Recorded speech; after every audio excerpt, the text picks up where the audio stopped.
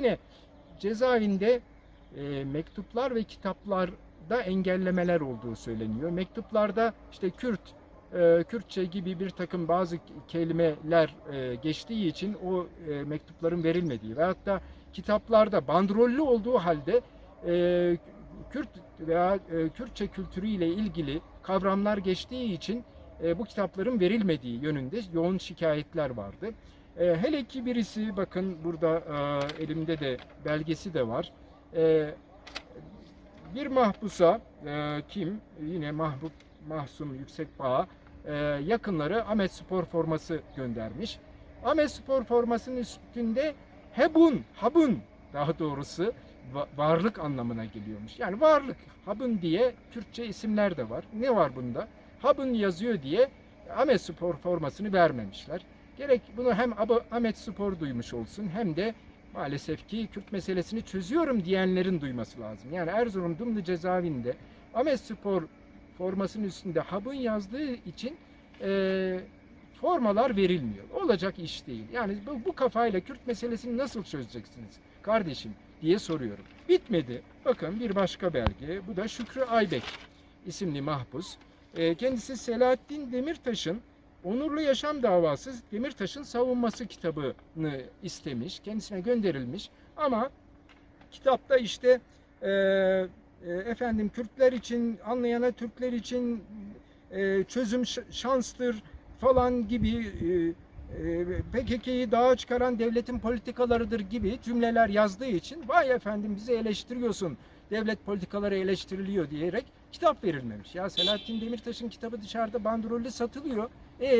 Devletin kurumuna giremiyor. Neden? Şu anda bu cümlelerin 50 katını Sayın Devlet Bahçeli söylüyor. Kimse bir şey demiyor ama efendim çözüm için gayret etmeli, işte çözüm devlet politikalarının hukuksuzluğundandır gibi cümleleri Selahattin Demirtaş yazmış diye kitabı buraya giremiyor. Yani arkadaşlar gülsek mi ağlasak mı? Yani gerçekten ilginç hadiseler bunlar. Ve daha pek çok şikayetler oldu. Biz bunlarla da ilgili basın toplantımızda anlatacağız. Burada kısa bir özet vermiş olayım. Ama en sonunda şunu söyleyeyim. Yani adli bir mahpus olduğu için aslında bakanlık iznine bile tabi olmayan Salim Güran ziyaretimin bu denli engellenmeye çalışılması ve benim de bunu kabul etmeyip bir insan hakları savunucusu olarak boyun eğmeyip bakanlık nezdinde diretmem sonucunda Salim Güran'la ancak görüşebildim. Yani düşünün, bakanlık terör mahpuslarına izin veriyor. Adli mahpuslarda böyle bir izin mevzusu da yok. Milletvekili adli mahpusu izin almadan cezaevine giderek ziyaret edebilir. Böyle bir izin yok. Ben burada mevzuatı da gösterdim. Bakanlık da bunu biliyor. Mevzuatın 40. maddesinde geçiyor bu. Fakat bütün bunlara rağmen böyle bir yokuşa sürme olayı oldu. Neyse sonuçta açtık ama olmasın. Biz milletvekiliyiz. Milletin sorununu çözmek için varız. Böylesine de çetrefilli bir davada hiç kimsenin ziyaret etmediği bir mahpusu gelip dinlemek suç mu? Kötü bir şey mi? Gelip dinleyeceğiz mahpusu. 3 saat dinlemişim. Kötü mü yapmışım arkadaşlar? Nari'nin katilini, gerçek katilini bulmak için uğraşıyoruz. Evet, mahkeme değilim ama ben çok önemli bir yere geldiğimi de görüyorum.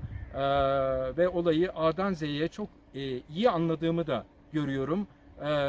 Ve adaletin tecellisi için milletvekillerine yardım edilmesi gerekir diyorum. Erzurum'dan Dumlu Yüksek Güvenlikli Cezaevi önünden herkese güzel bir gün diliyorum. Hoşça kalın.